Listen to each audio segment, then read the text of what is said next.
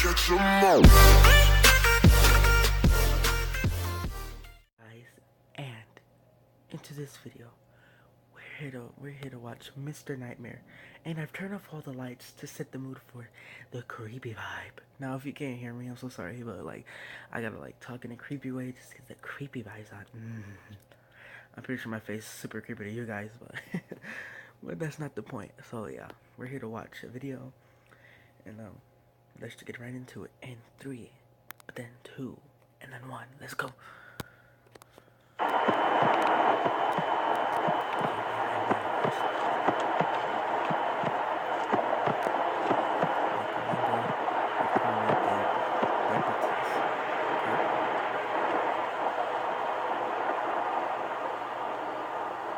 It happened on a night that I was the designated driver among my group of friends after a party. My friends were Michael, Eddie, and Daniela. We live in the country, so anytime we wanted to go to the bars or parties, we'd have to travel long distances. That's why it's such a big deal for one of us to be sober enough to drive. We were driving down the 513, which is an unlit highway littered with the occasional house or two, but mostly forest. The road leads to town where most of the bars are. This story takes place on the way back from town. Daniela started to cry that she had to piss really bad. I told her she'd have to wait a while longer. Oh my god, are you kidding me? Like, oh, can you stop and like this? Here's the thing, okay? It's like if you drink, go piss at whoever house or whatever club you're at. Don't just go and saying that oh, I need to go pee bad. Let's stop in like this middle creepy way, you know. Let's not get out of it. Let's stop, and then let me go pee. I'm like, no. You're gonna wait. Piss in my car, cause I ain't getting off. I'm sorry if you can't hear me, cause I'm like whispering, but like, it's creepy. Let's get back. Not gonna lie, I started to get the urge as well. That mixed with the fact that Daniela was now screaming in her drunken fit, I figured why not pull over to the side of the road and just piss somewhere in the woods. Daniela got out first and disappeared into the crops on one side.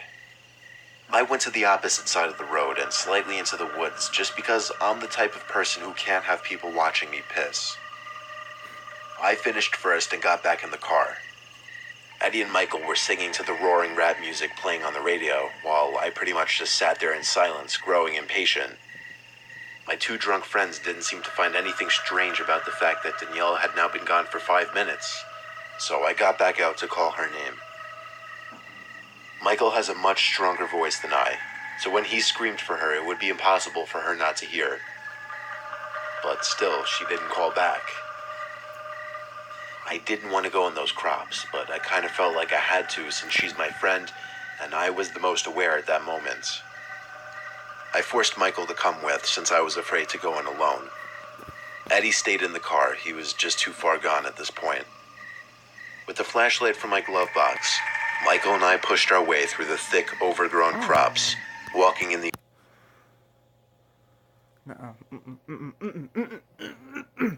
No. Okay, if my friend gets off in like the crops, whatever you call it, them, and they're tall. Okay, they're tall grass, probably like reaches up to my neck.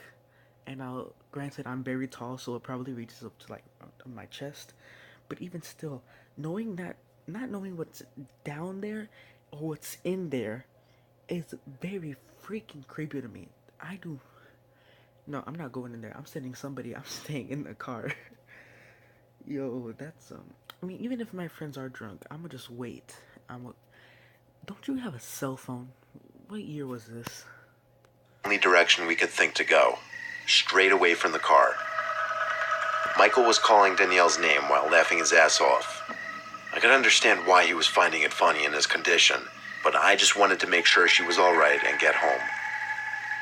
Over the sounds of her own footsteps brushing crops aside and Michael's laughter, I heard something else in the near vicinity. I put my arm out to Michael's chest to halt him. Now all that could be heard was the night breeze blowing through the crops. "What is it?" Michael whispered, to which I responded, "Shh."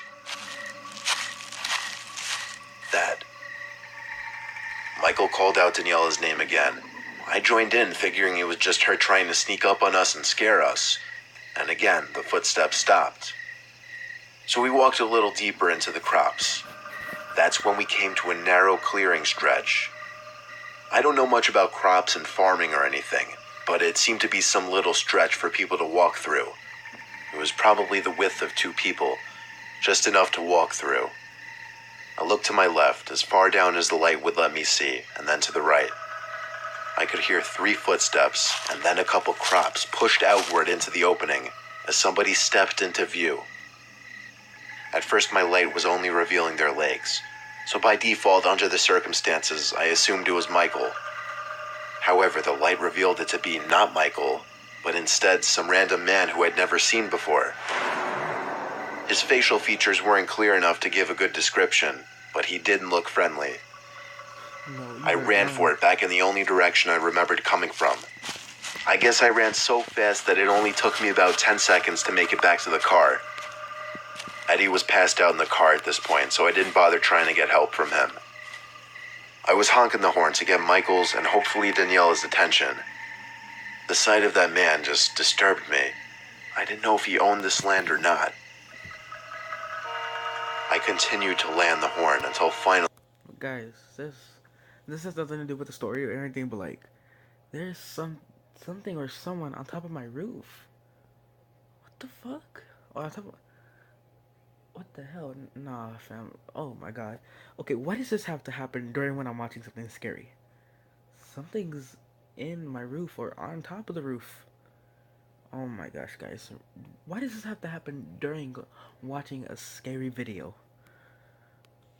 Michael came out of the crops, dragging Daniela, who seemed to be out cold. I got out to help him lift her back inside of the car and plop her on the seat. Michael pointed out the gash on her forehead, as if she had been struck with a heavy, sharp object. Michael seemed to be sobering up pretty quickly due to the situation. He advised I drive to the nearest hospital, which was 10 minutes away. The drive there was not fun. It was full of panic and yelling. We brought Daniela in to have her wound treated as soon as possible. It was only then that Michael explained to the nurses, not me, that he saw some guy dragging her collapsed, unconscious body before fleeing deeper into the crops after noticing him. He never mentioned that in the car, but it made perfect sense now. That man in the crops with us that night did this.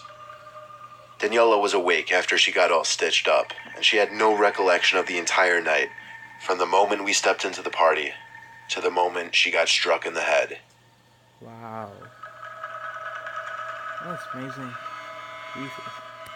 Alright guys, so after this story completes, we're gonna stop it there because like this video is way too long. And there'll be a part 2 to this. Just had to say that. 12:17, according to the green clock shining bright from my car's dashboard.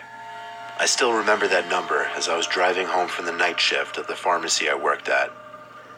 Taking the highway at this hour is a little dangerous since there's no lights, usually no other cars at that hour, and commonly deer would walk out onto the road, and you wouldn't notice them until it'd be too late if they were in your direct path. That's why I always drive slow on it, 50 max.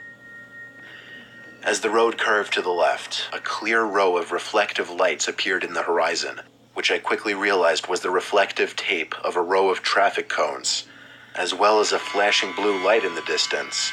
In front of them seemed to be the reflective material on a safety vest. I was so confused trying to figure out what the hell this was about that it didn't even hit me that I should be slamming on the brakes until it was almost too late.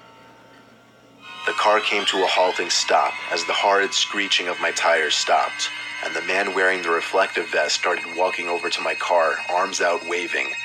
I guess he was telling me not to move the car.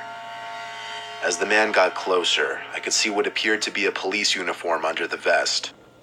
He knocked on my window with the joint of his pointer finger, so I took that as lower your window.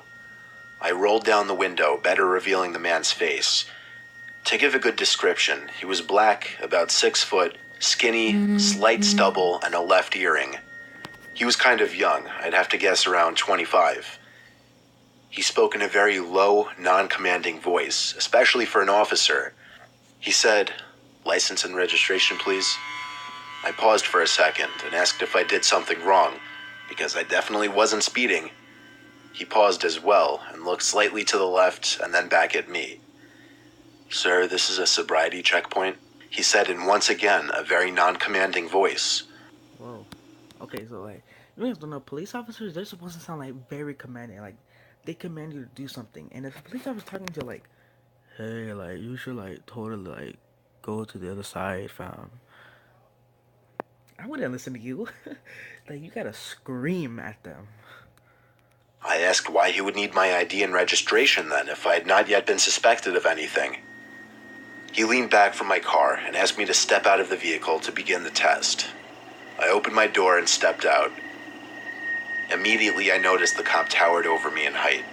He took a roll of tape out from his vest pocket and laid it down onto the ground, stretching it to a length of about 15 feet. He told me to step on the end of the roll of tape and place my arms out to my sides as I walked across the tape in a straight line. I easily did it with no issues, with the cop directly behind me the whole time, uncomfortably close. When I got to the end of the roll of tape, I could more easily see that blue flashing light. It wasn't sitting on top of a police car, it was sitting on some older, small sedan.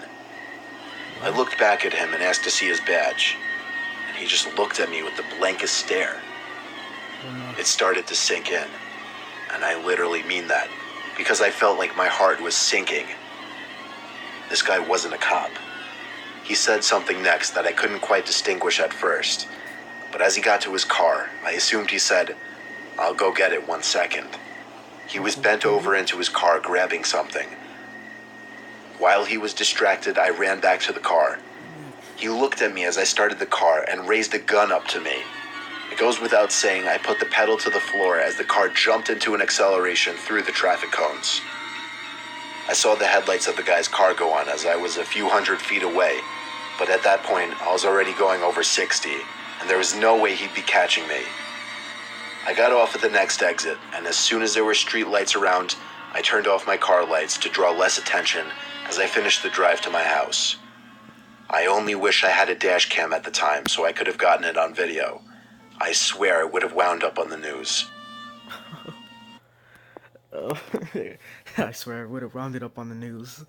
Alright, guys, well, let's end the video. Hope you guys enjoyed. Hope you guys like and subscribe.